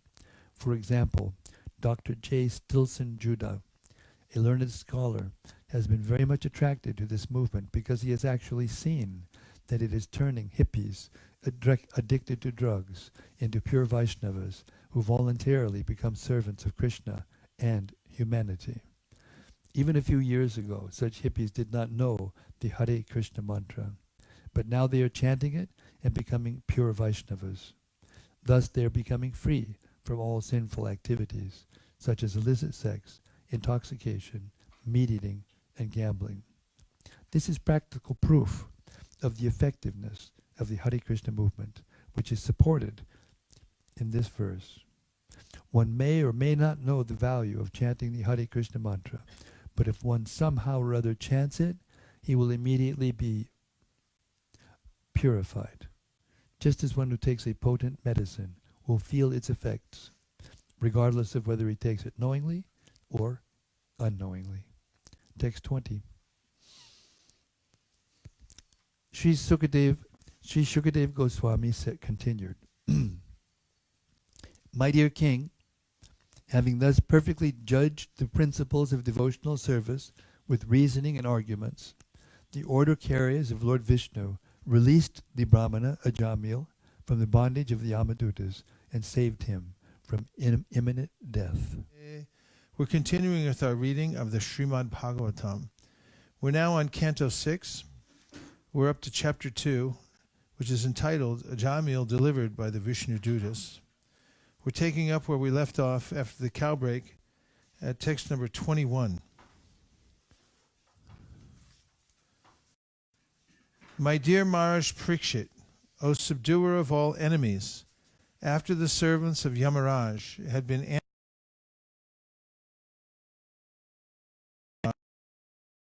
everything that had happened. Purport. In this verse, the word pratyudita is very significant.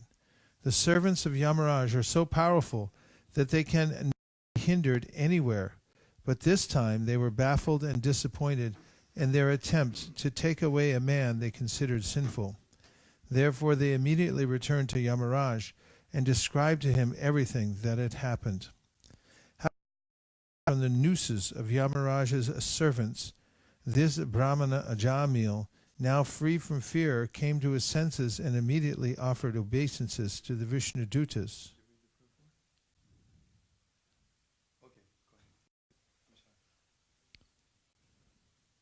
Having been released from the nooses of Yamaraj's servants, free from fear, immediately offered obeisances to the Vishnu Dutas by bowing his head at their lotus feet. He was extremely pleased by their presence, for he had seen them save his life from the hands of the servants of Yamaraj. Purport. Vaishnavas are also Vishnu Dutas, because they carry out the orders of Krishna. Lord Krishna is very eager for all the conditioned souls rotting in this material world to surrender to him and be saved from material pangs in this life and punishment in hellish conditions after death. A Vaishnava therefore tries to bring conditioned souls to their senses. Those who are fortunate like Ajamil are saved by the Vishnudutas or Vaishnavas, and thus they return back home, back to Godhead. 23. O sinless Maharaj Parikshit, the order carriers of the Supreme Personality of Godhead, the Vishnudutas, saw that Ajamil was attempting to say something, and thus they suddenly disappeared from his presence. Purport: the Shastras say, Papishta ye durachara deva brahmana nindakaha apatya bhojanaste sham akale maranam dhruvam. For persons who are papishta, very sinful, and durachara, misbehaved or very unclean in their habits, who are against the existence of God, who disrespect Vaishnavas and Brahmanas, and who eat anything and everything, untimely death is sure. It is said that in Kali Yuga one has a maximum lifetime of 100 years. But as people become degraded, the duration of their lives decreases. Prayanal Payushashabhya. Because Ajamil was now free from all sinful reactions, his lifetime was extended, even though he was to have died immediately.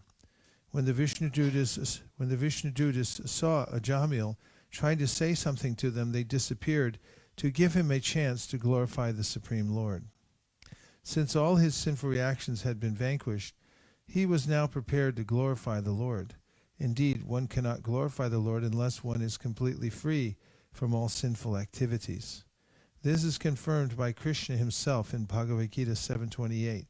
Yesham tuntakatam papam jananam punyakarmanam te dvandva muhinir mukta bhajante mam dradavrata.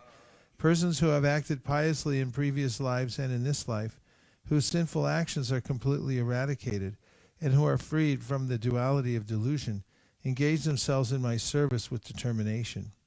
The Vishnudutas made Ajamil aware of devotional service so that he might immediately become fit to return home back to Godhead. To increase his eagerness to glorify the Lord, they disappeared so that he would feel separation in their absence.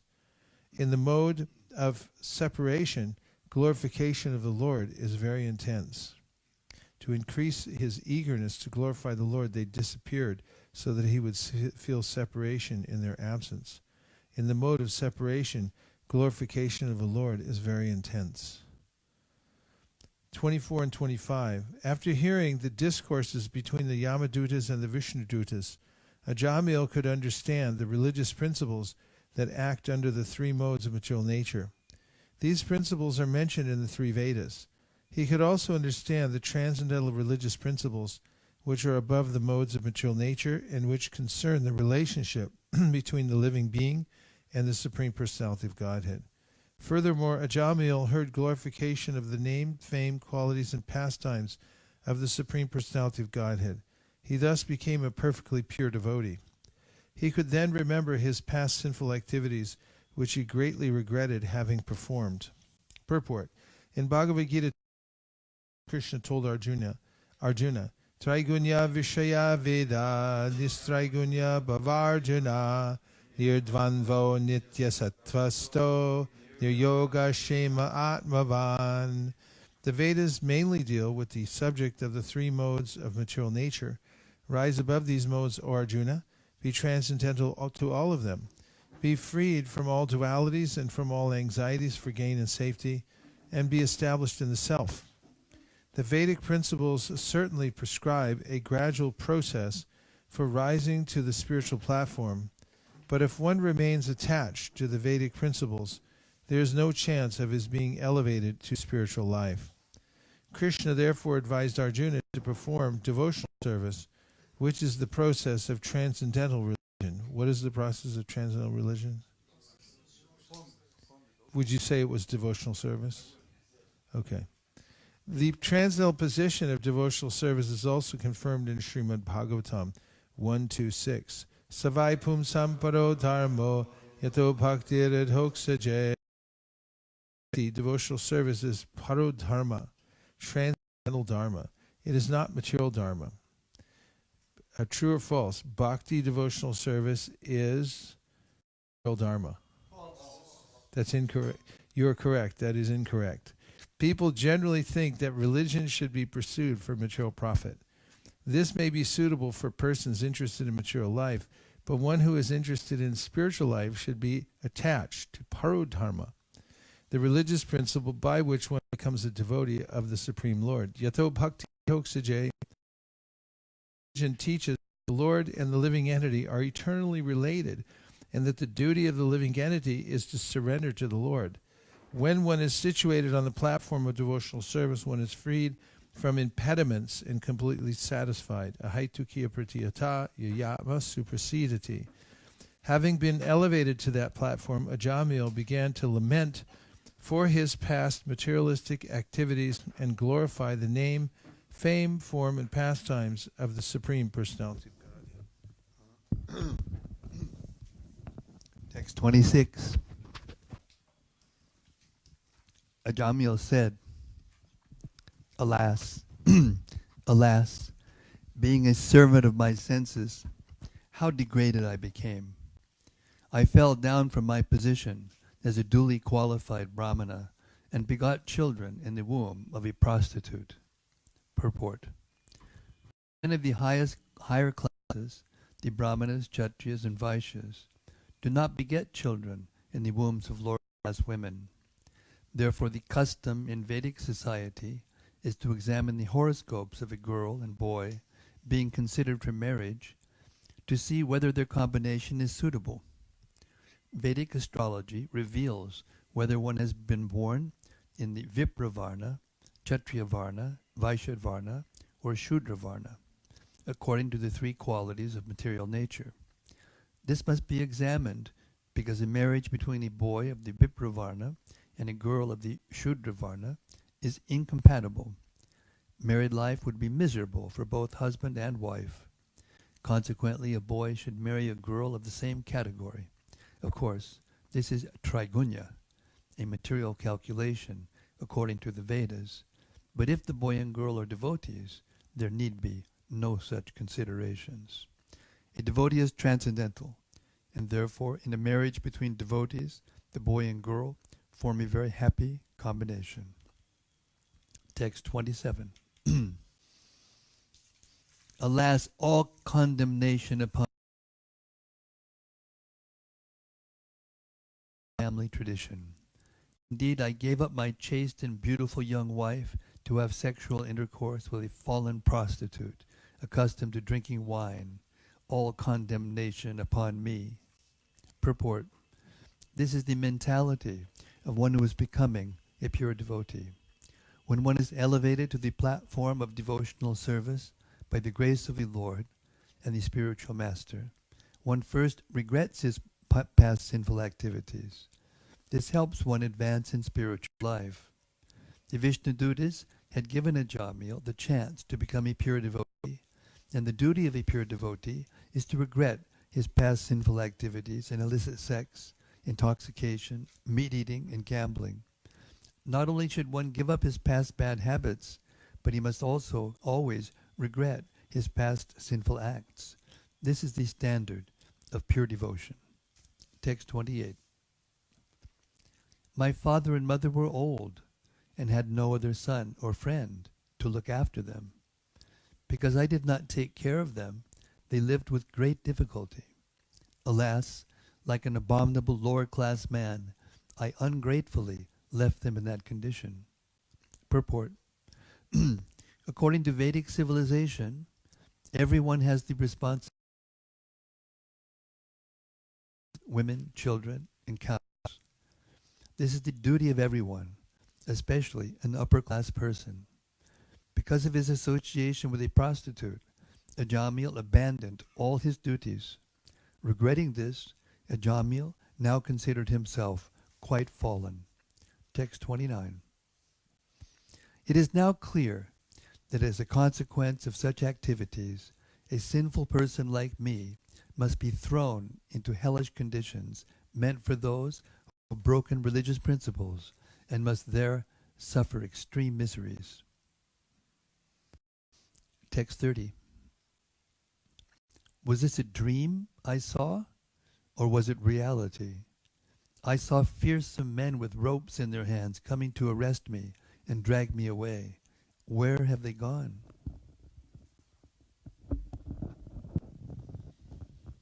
"31. And where have those 4 liberated and very beautiful persons gone who released me from arrest and saved me from being dragged down to the hellish regions?"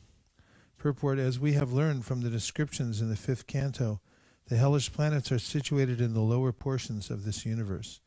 Therefore, they are called Adho Bhuva. Ajamil could understand that the Yamadutas had come from that region. 32. I am certainly most abominable and unfortunate to have merged in an ocean of sinful activities, but nevertheless, because of my previous spiritual activities, I could see those 4 exalted personalities who came to rescue me. Now I feel exceedingly happy because of their visit. Purport: as stated in the Chaitanya Charitamrita, Madhya 22:54, Sadhu Sangha Sarva Shastre Koi, Lava Matra Sadhu Sangha Sarva Siddhi Hai. Association with devotees is recommended by all the Shastras, because by even a moment of such association, one can receive the seed for all perfection. In the beginning of his life, Ajamil was certainly very pure, and he associated with devotees and brahmanas. Because of that pious activity, even though he was fallen, he was inspired to name his son Narayana. Certainly this was due to good counsel given from within by the Supreme Personality of Godhead. As the Lord says in Bhagavad Gita 15:15, Sarvasya chaham hridi sannivishto matak smitir jnana mapohanam cha. I am seated in everyone's heart, and from me come remembrance, knowledge, and forgetfulness. The Lord who is situated in everyone's heart is so kind that if one has ever rendered service to him, the Lord never forgets him. Thus the Lord from within gave Ajamil the opportunity to name his youngest son Narayana, so that in affection he would constantly call Narayana, Narayana, and thus be saved from the most fearful and dangerous condition at the time of his death. Such is the mercy of Krishna. Guru Krishna Prasadi Pai Bhakti Lata Bij. By the mercy of the Guru and Krishna, one receives the seed of bhakti. This association saves the devotee from the greatest fear. In our Krishna consciousness movement, we therefore change a devotee's name to a form that reminds him of Vishnu. If at the time of death the devotee can remember his own name, such as Krishnadas or Govindadas, he can be saved from the greatest danger. Therefore, the change of names at the time of initiation is essential. The Krishna consciousness movement is so meticulous that it gives one a good opportunity to remember Krishna somehow or other. 33. Were it not for my past devotional service, how could I, a most unclean keeper of a prostitute, have gotten an opportunity to chant the holy name of Vaikuntapati when I was just ready to die? Certainly it could not have been possible. Purport: the name Vaikuntapati, which means the master of the spiritual world, is not different from the name Vaikuntha. Ajamil, who is now a realized soul, could understand that because of his past spiritual activities in devotional service, he had gotten this opportunity to chant the holy name of Vaikuntapati in his horrible condition at the time of death. 34. Ajamil continued, I am a shameless cheater who has killed his Brahminical culture. Indeed, I am sin personified. Where am I in comparison to the all-auspicious chanting of the holy name of Lord Narayana? Purport: those engaged in broadcasting the holy name of Narayana, Krishna, through the Krishna consciousness movement should always consider what our position was before we came and what it is now. We had fallen into abominable lives as meat-eaters, drunkards, and women hunters who performed all kinds of sinful activities, but now we have been given the opportunity to chant the Hare Krishna mantra. Therefore, we should always appreciate the opportunity, this opportunity. By the grace of the Lord, we are opening many branches, and we should use this good fortune to chant the holy name of the Lord and serve the Supreme Personality of Godhead directly. We must be conscious of the difference between our present and past conditions, and should always be very careful not to fall from the most exalted life. 35. I am such a sinful person, but since I have now gotten this opportunity, I must completely control my mind, life, and senses, and always engage in devotional service, so that I may not fall again into the deep darkness and ignorance of material life. Purport: every one of us should have this determination. We have been elevated to an exalted position by the mercy of Krishna and the spiritual master, and if we remember that this is a great opportunity and pray to Krishna that we will not fall again, our lives will be successful. Text 36 and 37.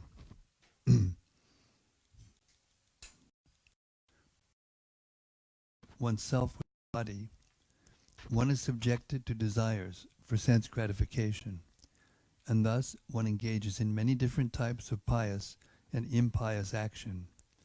This is what constitutes material bondage. Now I shall disentangle myself from my material bondage, which has now been caused by the Supreme Personality of Godhead's illusory energy in the form of a woman. Being a most fallen soul, I was victimized by the illusory energy and have become like a dancing dog led around by a woman's hand. Now I shall give up all lusty desires and free myself from this illusion. I shall become a merciful, well-wishing friend to all living entities and always absorb myself in Krishna consciousness. Purport: this should be the standard of determination for all Krishna conscious persons. A Krishna conscious person should free himself from the clutches of Maya, and he should also be compassionate to all others suffering in those clutches. The activity of the Krishna consciousness movement meant not only one for oneself, but for others also. This is the perfection of Krishna consciousness.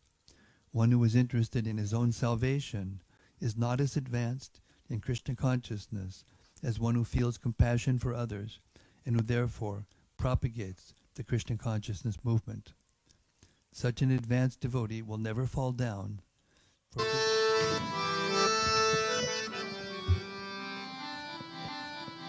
Simply because I chanted the holy name of the Lord in the association of devotees, my heart is now becoming purified. Therefore I shall not fall victim again to the false lures of material sense gratification. Now that I have become fixed in the absolute truth, henceforward I shall not identify myself with the body. I shall give up false conceptions of I and mine and fix my mind on the lotus feet of Krishna. Purport: how a living entity becomes a victim of the material condition. The beginning is to misidentify the body as oneself. Therefore, Bhagavad Gita begins with the spiritual instruction that one is not the body, but is within the body. This consciousness can be possible when one chants the holy name of Krishna, the Hare Krishna Mahamantra, and always keeps oneself in the association of devotees. This is the secret of success. Therefore we stress that one should chant the holy name of the Lord and keep oneself free from the contaminations of this material world, especially the contaminations of lusty desires for illicit sex, meat-eating, intoxication, and gambling. With determination we should vow to follow these principles and thus be saved from the miserable condition of material existence. The first necessity is to become freed from the bodily concept of life.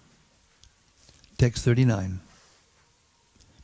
Because of a moment's association with devotees, the Vishnu Dutas, Ajamil detached himself from the material conception of life with determination.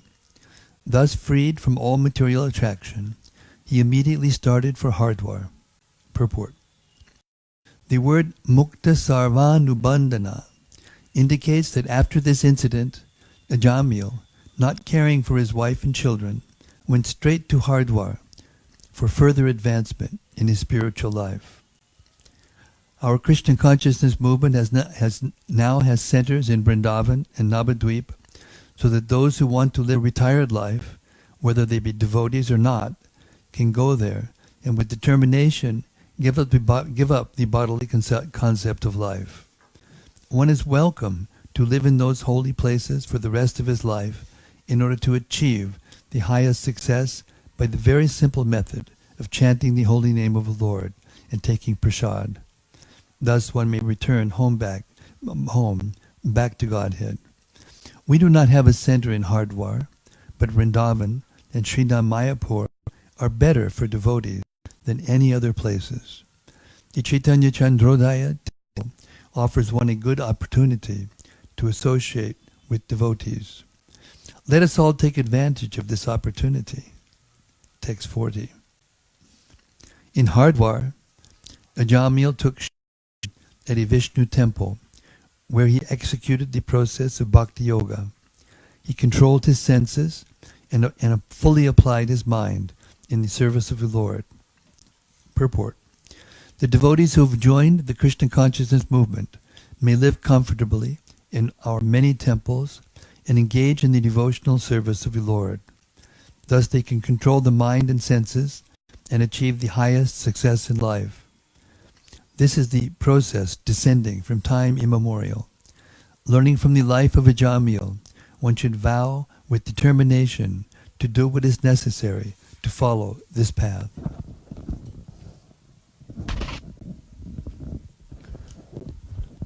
(41) Ajamil fully engaged in devotional service. Thus he detached his mind from the process of sense gratification and became fully absorbed in thinking of the form of the Lord. Purport. If one worships the deity in the temple, one's mind will naturally be absorbed in thought of the Lord and his form. There is no distinction between the form of the Lord and the Lord himself. Therefore, Bhakti Yoga is the most easy system of yoga. Yogis try to concentrate their minds upon the form of the Supersoul Vishnu within the heart, but this same objective is easily achieved when one's mind is absorbed in the deity worshipped in the temple. In every temple there is a transcendental form of the Lord, and one may easily think of this form. By seeing the form during arati, by offering poga, and by constantly thinking of the form of the deity, one becomes a first-class yogi. This is the best process of yoga, as confirmed by the Supreme Personality of Godhead in Bhagavad Gita. Yoginam api sarvesham bhadgatinantaratmana shadhavan bhajate yomam same yukta tamo mataha. Of all yogis, he who always abides in me with great faith, worshipping me in transcendental loving service, is most intimately united with me in yoga and is the highest of all. The first-class yogi is he who controls his senses and detaches himself from material activities by always thinking of the form of the Lord. 42. When his intelligence and mind were fixed upon the form of the Lord, the Brahmana Ajamil once again saw before him 4 celestial persons. He could understand that they were those he had seen previously, and thus he offered them his obeisances by bowing down before them. Purport. The Vishnudutas who had rescued Ajamil came before him again when his mind was firmly fixed upon the form of the Lord. The Vishnudutas had gone away for some time to give Ajamil a chance to become firmly fixed in meditation upon the Lord. Now that his devotion had matured, they returned to take him. Understanding that the same Vishnudutas had returned, Ajamil offered them his obeisances by bowing down before them. Upon seeing the Vishnudutas, Ajamil gave up his material body at Hardwar on the bank of the Ganges. He regained his original spiritual body, which was a body appropriate for an associate of the Lord.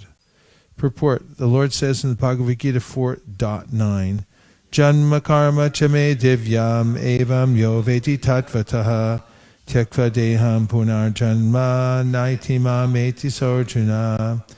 One who knows the transcendental nature of my appearance and activities does not, upon leaving the body, take his birth again in this material world, but attains my eternal abode, O Arjuna. The result of perfection in Krishna consciousness is that after giving up one's material body, one is immediately transferred to the spiritual world in one's original spiritual body to become an associate of the Supreme Personality of Godhead. Some devotees go to Vaikuntha Loka and others go to Goloka Vrindavan to become associates of Krishna. 44. Accompanied by the order carriers of Lord Vishnu, Ajamil boarded an airplane made of gold. Passing through the airways, he went directly to the abode of Lord Vishnu, the husband of the goddess of fortune. Purport: for many years, material scientists have tried to go to the moon, but they are still unable to go there. However, the spiritual airplanes from the spiritual planets can take one home back to Godhead in a second. The speed of such a spiritual plane can only be imagined. Spirit is finer than the mind, and everyone has experience of how swiftly the mind travels from one place to another. Therefore, one can imagine the swiftness of the spiritual form by comparing it to the speed of the mind. In less than even a moment, a perfect devotee can return home back to Godhead immediately after giving up his material body. Download speeds are fast. Ajamil was a Brahmana who, because of bad association, had given up all Brahminical culture and religious principles. Becoming most fallen, he stole, drank, and performed other abominable acts. He even kept a prostitute. Thus he was destined to be carried away to hell by the order carriers of Yamaraj, but he was immediately rescued simply by a glimpse of the chanting of the holy name of Narayan. 46. Therefore, freedom from material bondage should adopt the process of chanting and glorifying the name, fame, form, and pastimes of the Supreme Personality of Godhead, at whose feet all the holy places stand. One cannot derive the proper benefit from other methods, such as pious atonement, speculative knowledge, and meditation in yoga. Even after following, one takes activities again, unable to control his mind, which is contaminated by the base qualities of nature, namely passion and ignorance.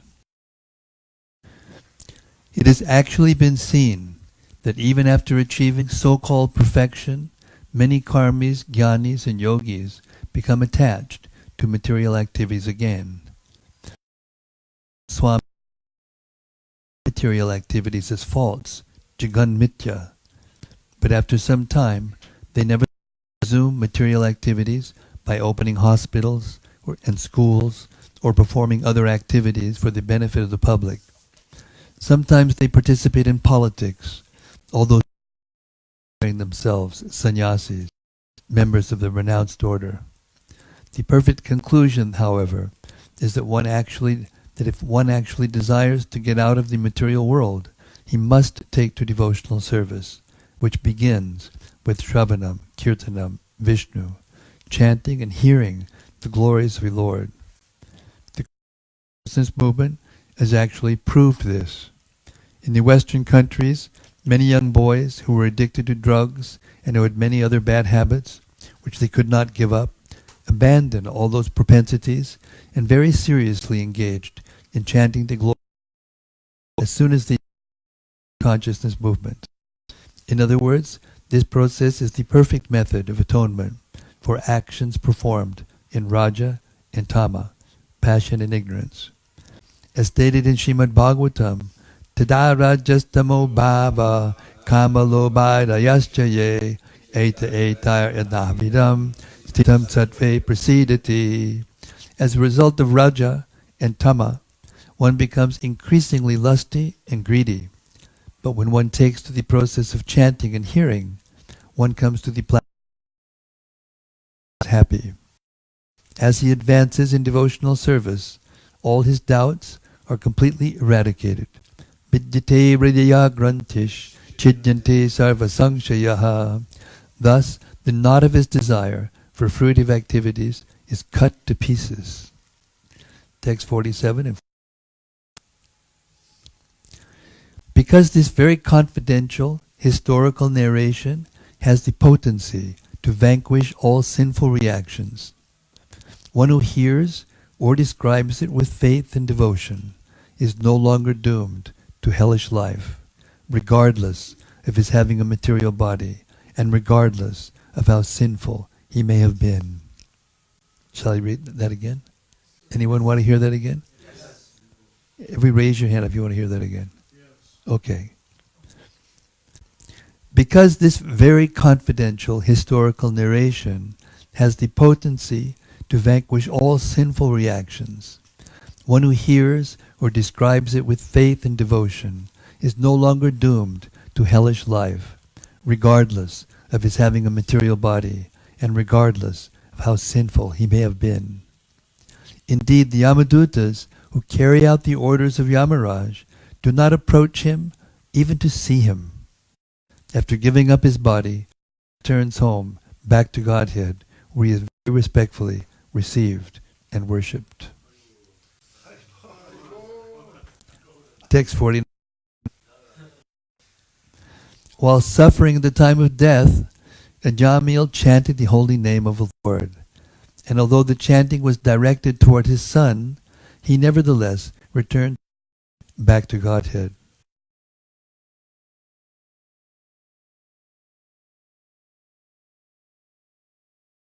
Return. At the time of death, one is certainly bewildered because his bodily functions are in disorder. At that time, even one who throughout his life has practiced chanting the holy name of the Lord may not be able to chant Krishna mantra very distinctly. Nevertheless, such a person receives all the benefits of chanting the holy name. While the body is fit, therefore, why should we not chant the holy name of the Lord loudly and distinctly? If one does so, it is quite possible that even at the time of death, he will be properly able to chant the holy name of the Lord with love and faith. In conclusion, one who chants the holy name of the Lord constantly is guaranteed to return home back to Godhead without a doubt. Supplementary note to this chapter. Well, I'll do a little, then you can do, or do, and I can.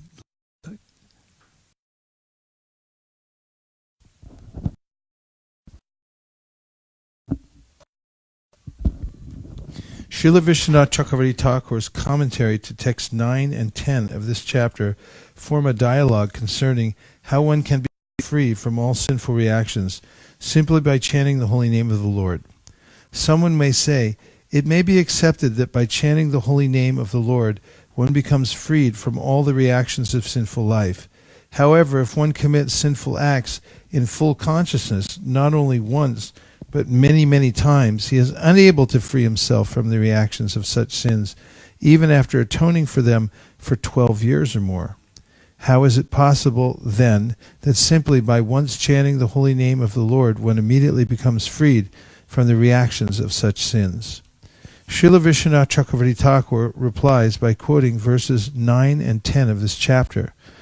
Quote, the chanting of the holy name of the Lord is the best process of atonement for a thief of gold or other valuables, for a drunkard, for one who betrays a friend or relative, for one who kills a brahmana, or for one who indulges in sex with the wife of his guru or another superior. It is also the best method of atonement for one who murders women, the king or his father, for one who slaughters cows, and for all other sinful men.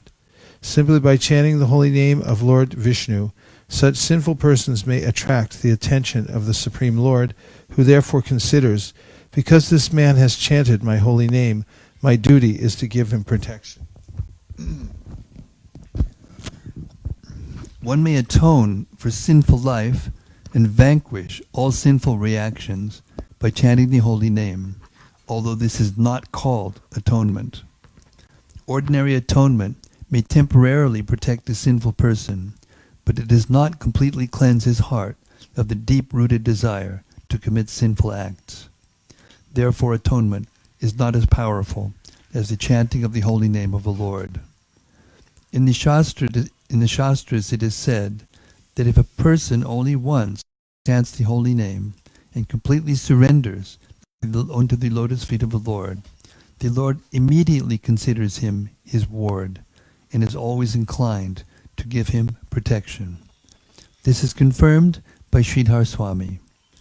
Thus, when Ajamil was in great danger of being carried off by the order carriers of Yamaraj, the Lord immediately sent his personal order carriers to protect him. And because Ajamil was freed from all sinful reactions, the Vishnu Dutas spoke on his behalf. Ajamil had named his son Narayana, and because he loved the boy very much, he would call him again and again. Although he was calling for his son, the name itself was powerful, because the name Narayana is not different from the Supreme Lord Narayana. When Ajamil named his son Narayana, all the reactions of his sinful life were neutralized.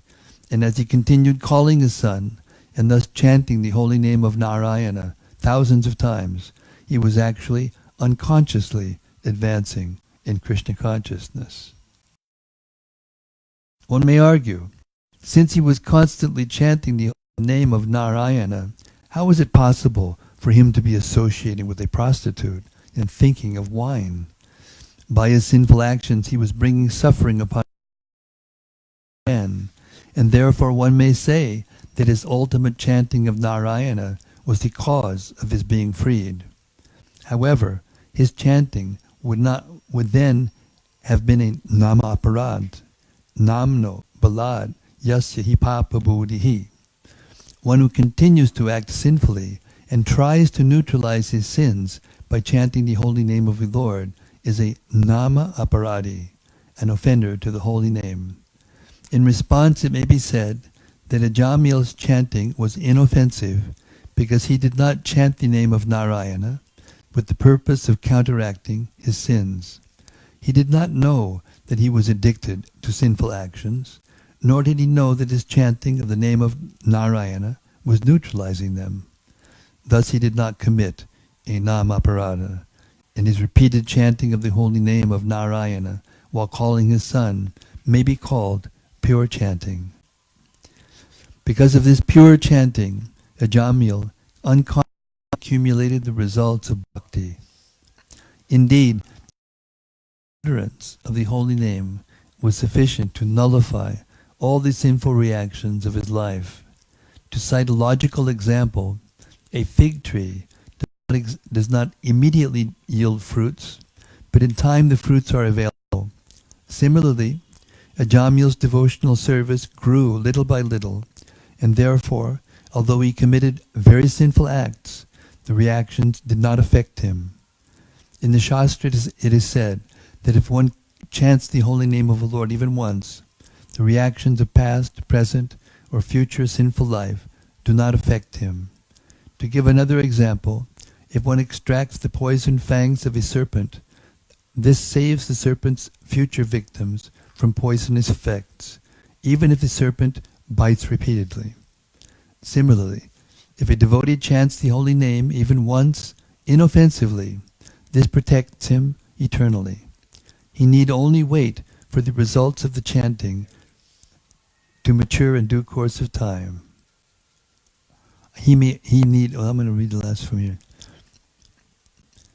To give another example, if one extracts the poisonous fangs of a serpent, this saves the serpent's future victims from poisonous effects, even if the serpent bites repeatedly. Similarly, if a devotee chants the holy name even once inoffensively, this protects him eternally. He need only wait for the results of the chanting to mature in due course of time. Thus, in the Bhaktivedanta purports of the 6th canto, 2nd chapter of Srimad Bhagavatam, entitled Ajamil, delivered by the Vishnu Dutas.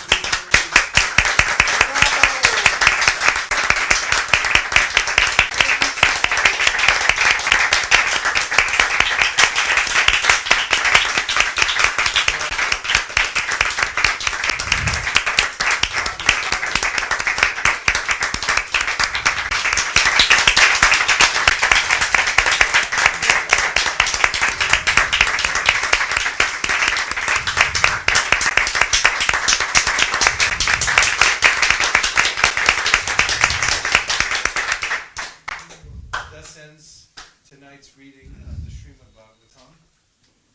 We thank Everyone for joining us online from various places around the world.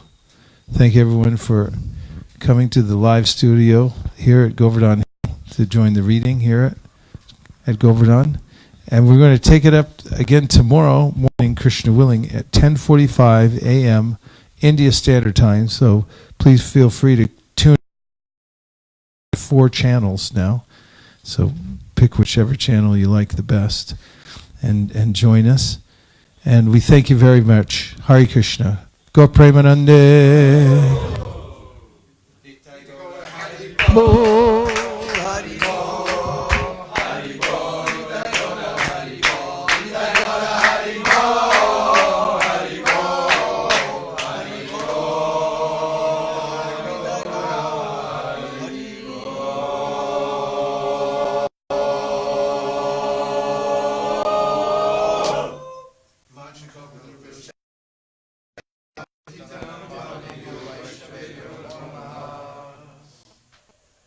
You don't have to go home, but you can't stay here.